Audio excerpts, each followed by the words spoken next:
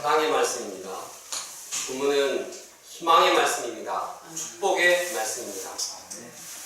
당시 사람들은 바벨탑 사건으로 인해서 하나님을 대적했습니다. 그래서 이 땅은 영적으로 어두웠습니다. 희망이 보이지 않았습니다. 그러나 하나님께서는 인간을 사랑하시고 한 사람 아브라함을 부르시고 새로운 역사를 시작하십니다. 그 한 사람을 부르시고 큰 민족을 이루시겠다고 약속하셨습니다. 복이 될지라 축복하셨습니다. 우리가 하나님의 그 음성을 깊이 영접하고 심령을 새롭게 하기를 원합니다. 네. 그런데 한 가지 질문이 있습니다. 아브라함은 아브라함이고 나는 난데 그 아브라함의 주신 복이 과연 나하고는 어떤 관계인가? 나는 아브라함과 함께 축복을 달 수 있는가? 질문할 수 있습니다. 갈라디아서는 말씀하고 있습니다. 믿음을 가진 자들은 아브라함의 그 믿음이 있는 아브라함과 함께 복을 받느니라. 우리가 하나님을 믿을 때 아브라함과 함께한 복이 우리도 함께 한다고, 우리에게도 함께 한다고 말씀하고 있습니다. 그러므로 우리가 하나님을 믿음으로 아브라함에게 주신 축복을 영접하기 원합니다. 아브라함에게 주신 복이 될지라 하는 그 복의 근원의 말씀이 우리에게도 함께하기를 간절히 원합니다. 첫째, 아버지 집을 떠나라. 본문에 보면 아브라함의 아버지인 데라의 족보가 나옵니다.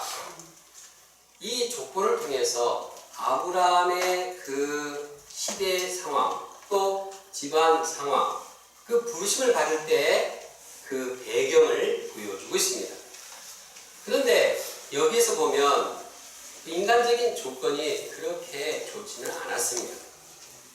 데라에게는 하란이라는 아들이 있었는데 그 하란은 아버지가 사라 생전에 먼저 소천했습니다.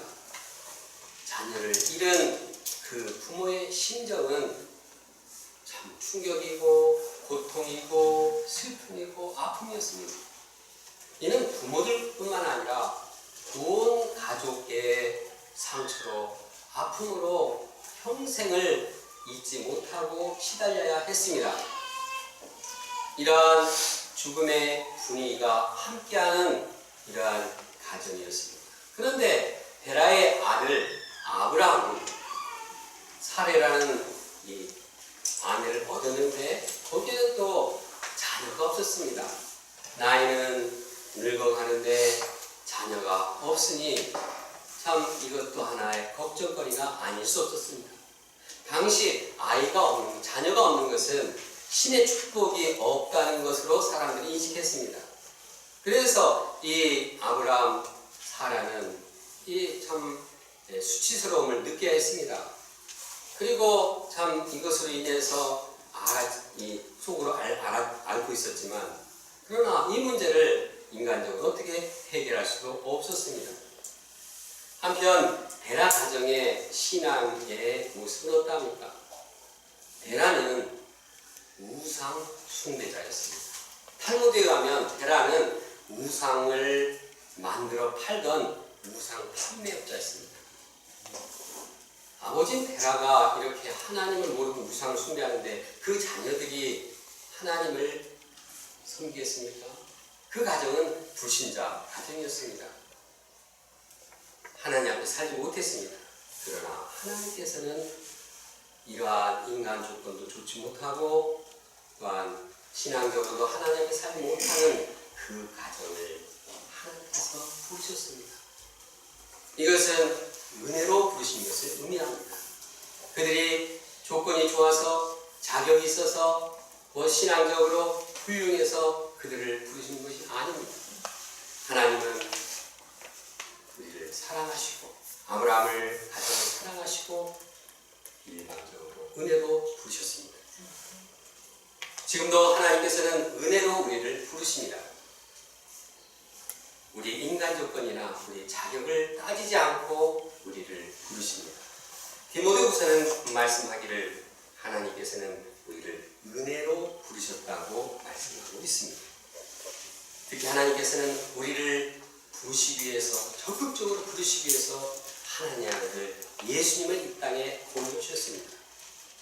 그리고 예수님은 내가 죄인을 불러왔노라.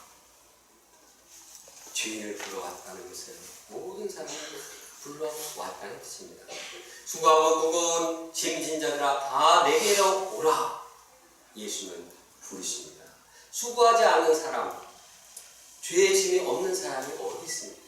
예수는 이러한 우리를 사랑으로 부르시고 우리가 응답하기를 원하십니다. 찬송가 321장도 노래하고 있습니다. 자비한 주께서 부르시네 부르시네 부르시네 자비한 주께로 지금 곧 나오라. 그러면 하나님께서 아브라함을 그 부르신 그 현장에 가보겠습니다. 당시 이 아브라함은 갈대 우르에 살고 있었습니다. 어느 날 하나님께서 아브라함을 부르셨습니다. 12장 1절을 함께 읽어보겠습니다. 시작. 여호와께서 아브라함에게 이르시되 너는 너의 고향과 친척과 아버지의 집을 떠나 내가 내게 보여줄 땅으로 가라. 하나님께서는 아브라함에게 떠나라, 가라, 이 명령을 하고 계십니다. 먼저 아브라함이 떠나야 할 것은 갈대아 우르 고향 땅이었습니다. 그 땅은 그가 살던 고향이고 아버지 집이 있고 친척이 있는 곳이었습니다. 이제까지 살아온 땅, 이제까지 이곳에서 삶의 기반을 쌓았던 그 땅입니다. 이를 포기하고 떠난다는 것은 참으로 어려운 일이십니다. 친구들, 친척들, 가족의 정을 끊는 아픔이 따랐습니다. 특히 그때에는 귀족사였기 때문에 아버지 집에 있는 그 고향을 떠난다는 것은 아예 광야에 그냥 홀로 내던지는 것과 같았습니다. 살기 힘들었습니다. 아마 동네 사람들은 이 아브라함이 떠나는 일행을 향해서 혀를 차면서 수군거렸을 것입니다. 자식도 없이 늙어가더니 이제는 망령이 들렸구나. 아니 여기 살기도 힘든데 전혀 알지도 못하는 이방 땅으로 떠난다니 참 사람이 참 이제는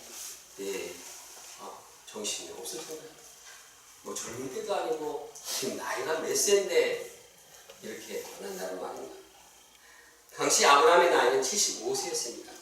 청년의 나이에도 이제 움직이는 것은 이동하는 것, 삶의 이 거처를 움직인다는 것은 쉬운 일이 아닙니다. 그 나이에 사람들에게 오해를 받으며 고향을 떠나는 일은 쉽지 않았습니다. 또 하나님께서 지시한 땅에 간다고 해도 비행기 타고 가는 것이 아닙니다. 거기에는 이제 여러 가지 어려움이 여인들이 있었습니다. 기근이 있을 수도 있었고 또 강도의 위협을 당할 수도 있었습니다. 이런 가운데 이제 또 이방 땅에 정착하며 또 그곳에 서로 관습과 문화에 적응하는 것도 쉽지가 않았습니다. 아브라함을 향해서 떠나라, 가라, 이러한 그 하나님의 명령은 부르심을 받은 자들에게 동일하게 다 주어집니다. 하나님께서는 사람을 부르신다고 해서 그냥 불러서 축복을 그냥 주시는 분이 아닙니다. 하나님은 명령하십니다. 떠나라, 가라. 떠날 곳이 있고 갈 곳이 있도록 하십니다. 그래서 그 사람을 움직이시고 새롭게 하시고 변화시켜서 그를 축복의 그릇으로 만드시는 것입니다. 여기서 하나님을 부르심을 받은 자는 이제 지역적으로 떠날 수 있습니다. 선교사님들은 해외로 이제 떠나십니다. 직장을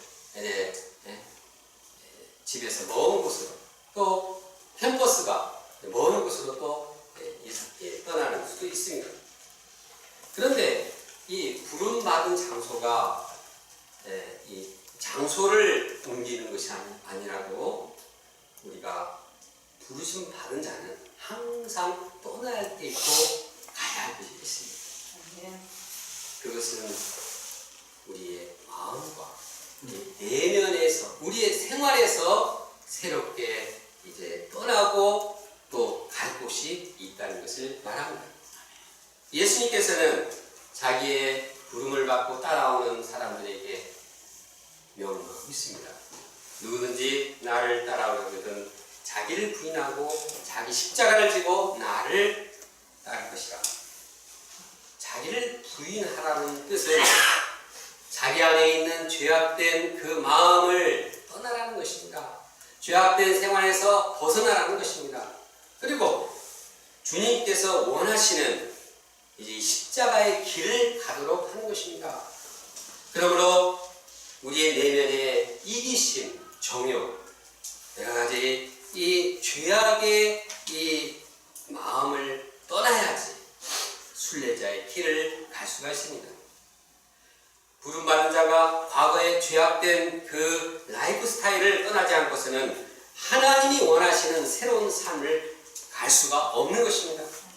에베소는 말씀합니다. 너희는 유혹의 욕심을 따라 썩어져가는 구습을 따르는 옛사람을 버리고 오직 너희의 심령을 새롭게 하라. 새 사람을 입으라.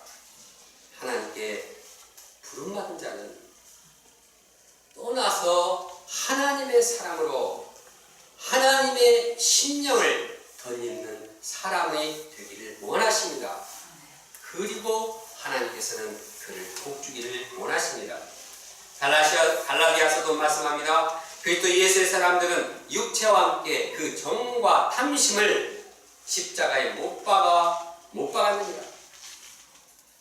주님께 부름받은 자는 이제 자신의 이 정과 탐심을 십자가에 못 박아 죽여야지 말씀을 따를 수가 있는 것입니다. 과연 내 안에 떠나야 할 것이 무엇입니까? 내가 향할 말씀이 새로운 심령을 가져야 할 것이 무엇입니까? 그것이 게임 중독이든 음란 인터넷 시청이든 물질에 대한 욕심이든 시기와 미움이든 죄악된 생활은 단호히 청산하고 떠나야 합니다. 그래야 하나님께서 제시하신 영적인 길, 하나님이 원하시는 삶을 살 수가 있는 것입니다.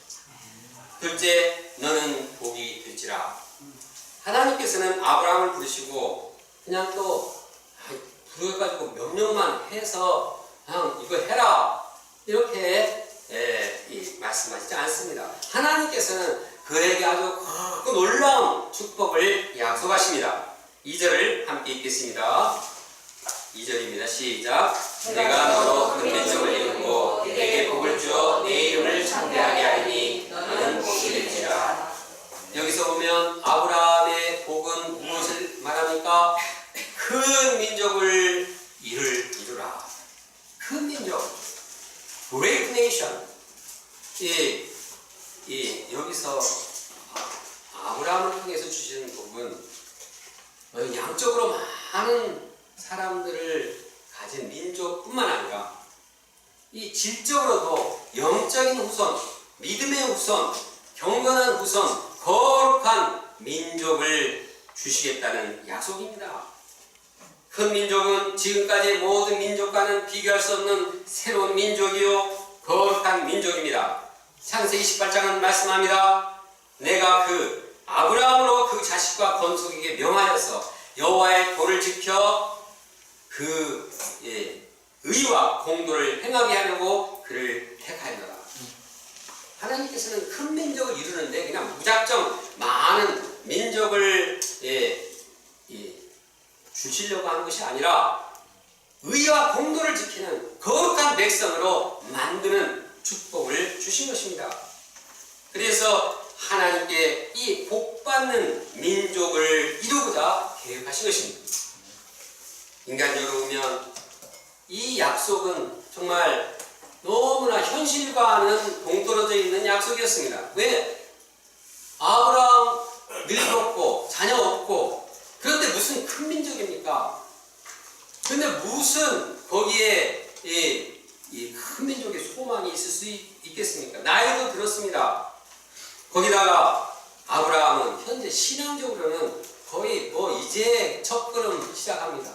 성숙한 종이 그냥 이렇게 막 이 희망이 넘치고 이제 믿음이 성숙하면 저 사람을 통해서 정말 새로운 하나님의 역사 이루겠다 이러면 좀 믿을 것도 같은데 이제 아브라함은 지금 우상을 숭배하다가 이제 부름 받은 이 처음인데도 하나님께서는 큰 민족이 이루겠다.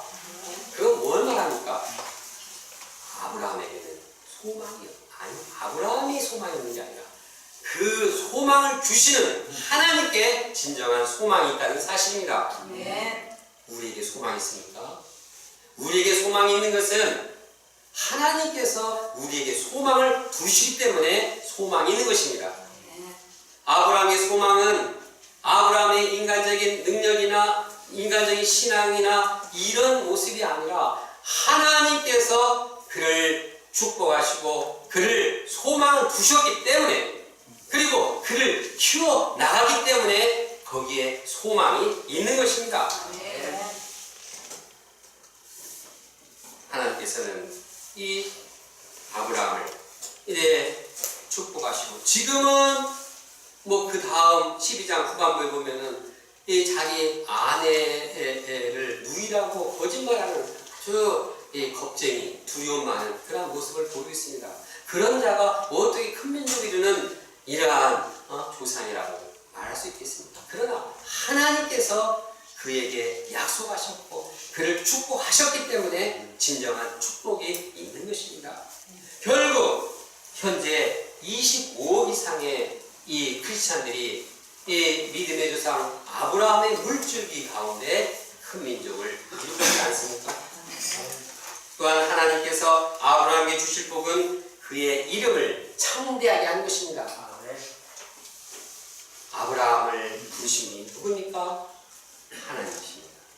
아브라함을 믿음의 조상으로 세운 분이 누굽니까? 하나님이십니다. 아브라함을 부르시고 그를 성숙케 하시고 그를 세워 나가시는 분, 그 과정을 다 이루시는 분은 하나님이십니다. 그런 가운데 이제 믿음의 후손들은 하나님이 세우시고 하나님이 부르시고 하나님이 성장시키는 그 아브라함을 보면서 믿음의 조상 아브라함 이렇게 부릅니다. 아브라함이 노력했습니까? 하나님이 그를 그렇게 높이셨습니까? 내가 너의 이름을 창대케 하리라. 내가 아브라함이 아니라 아브라함의 노력이 아니라 하나님이 그렇게 그 믿음의 조상으로 세우시고 그의 이름을 창대케 하신 것입니다. 또한 하나님은 아브라함을 복덩어리가 되게 하십니다. 하나님께서 너는 복이 될지라 이렇게 약속하십니다.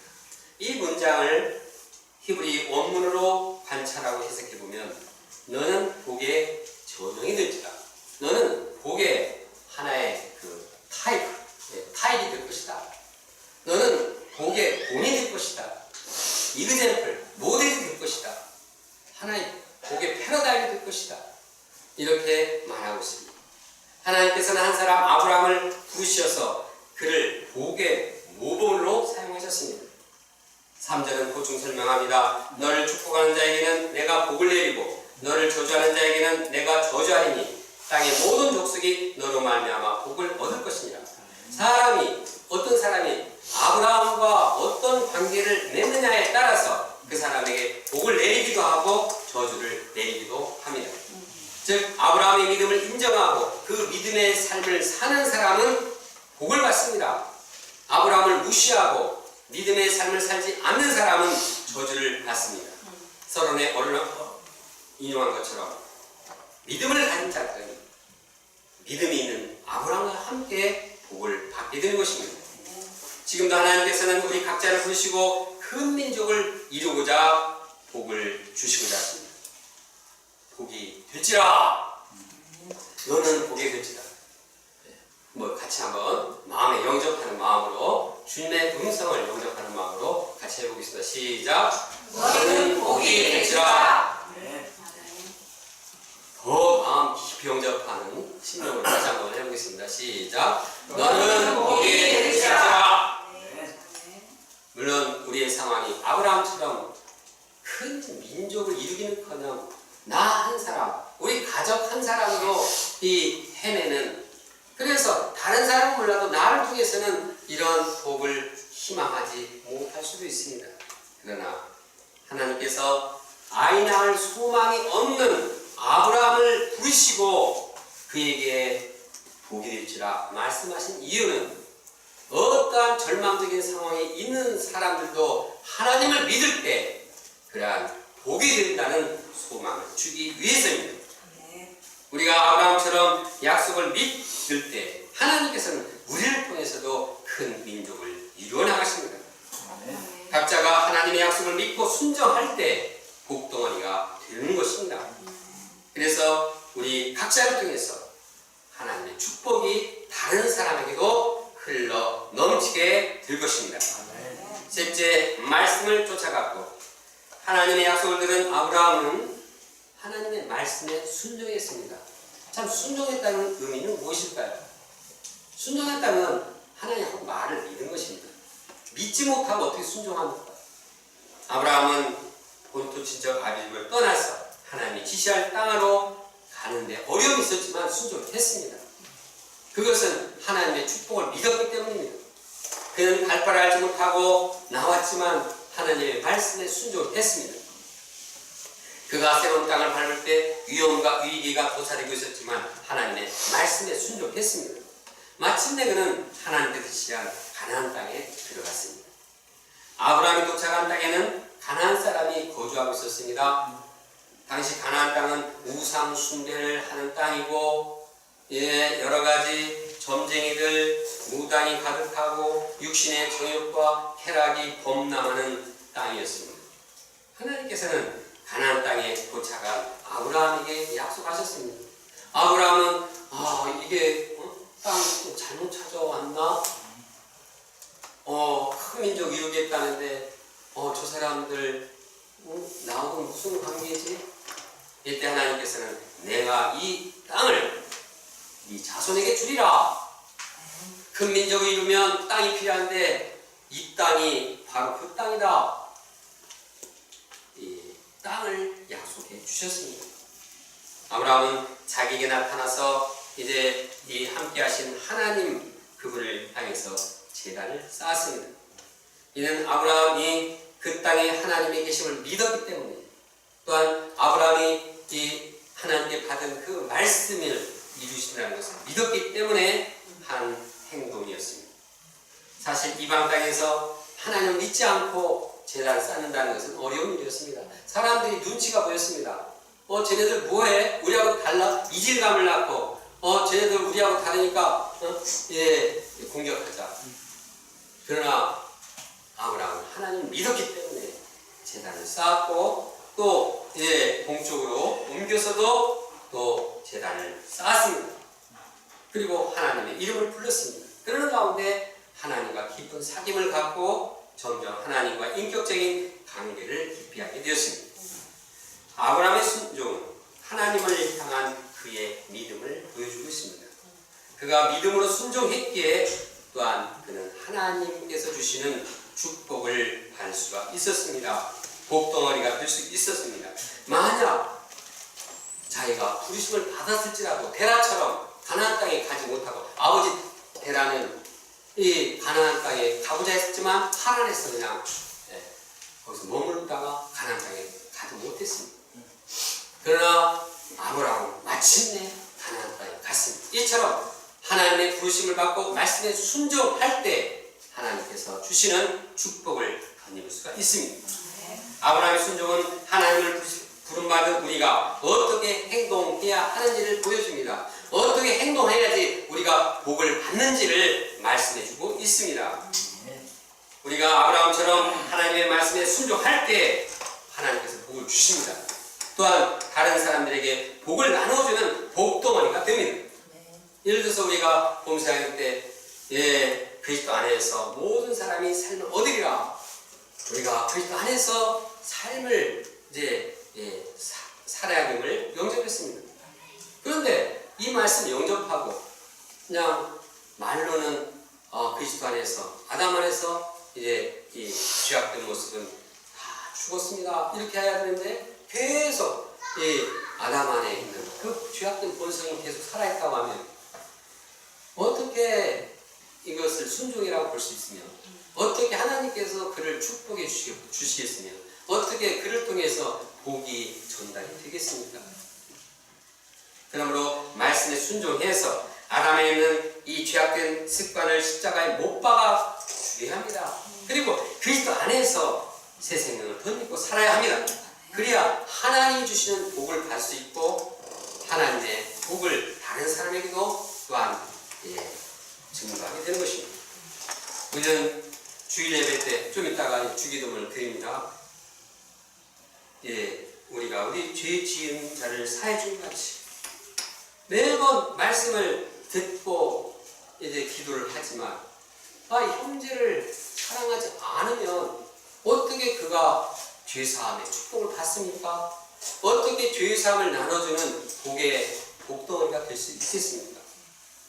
말씀에 순종해서 70번씩 7번이라도 용서하라. 상대방의 죄를 용서할 때 하나님께서 우리에게 복을 주시고 복덩어리가 되게 하십니다.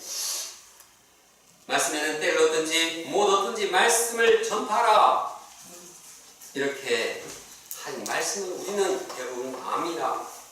머리로 알지만 순종하지 않고 일주일에 한 번도 말씀 전하지 않고 한 달에 한 번도 말씀을 전하지 않는다면 이것은 말씀에 순종하는 것이 아닙니다. 말씀을 전해야지 내 안에도 말씀이 살아있고 다른 사람에게도 축복을 전달하게 되는 것입니다. 그러므로 우리가 축복을 덧입고 복의 근원이 되는 것은 말씀에 순종할 때입니다. 하나님의 축복의 이 약속을 믿고 말씀에 순종할 때 우리 역시 아브라함과 같이 복을 얻게 되고 복의 근원으로 복덩이가 되는 것입니다. 우리 조은혜 자매님은 이 올해 요절로 먼저 그의 나라와 그의 일을 구하라 그 말씀을 요절로 삼았습니다. 그래서 이제 중간고사 딱 가운데 수양회를 가야 했는데 그러나 열심히 막 밤 서너 시까지 공부를 하고 코피가 터질 정도로 열심히 공부를 하고 제가 밤에 4시에 있어도 그때 이제 2층에서 공부하다가 나가는 것을 여러 번 봤습니다. 그렇게 하면서도 또 말씀을 먼저 또 해야 되겠다. 그래서 수양회도 풀로 참석하고 또 이제 매일 시험을 볼 때나 포장할 때나 이 일용할 양식 아침에 일어나서 먼저 말씀을 묵상하고 기도로 하루를 시작하는 모습을 보았습니다. 그래서 어제 서로 신입생 모임을 하는데 지난번에 일용할 양식 책을 안 가져가지고 엄마를 괴롭혔는데 꼭 가져가지고 일용할 양식 하면서 매일 기도하고 또 말씀 묵상하고 시작하겠다. 이렇게 기도 제목을 제시했습니다. 하나님을 믿고 말씀에 순종하는 그에게 하나님께서 복을 내시고 복덩어리가 되기를 간절히 기도합니다. 네. 우리 모든 사람들이 하나님의 약속을 믿고 그 말씀에 순종함으로써 복을 덧입고 복을 나눠주는 복덩어리가 되기를 간절히 소원합니다. 네. 다 같이 12장 2절 말씀을 함께 읽고 오늘 말씀에 기초해서 우리가 정말 아까 말씀드린 것처럼 내가 떠나야 할 죄악된 요소가 무엇인가, 내가 버려야 할 잘못된 습관, 무엇인가? 네, 이것을 주님께 정말 기도하고 결단하고 떠나시기를 원합니다. 또한 우리가 이 축복의 말씀을 믿고 정말 우리가 나 한 사람을 통해서 하나님께서는 국민족이 이루기를 원하시는 그 주님의 소원을 영접하고 주님의 말씀에 순종하고자 하는 간절한 이러한 기도를 함께 드리겠습니다. 기도하겠습니다. 감사하신 하나님.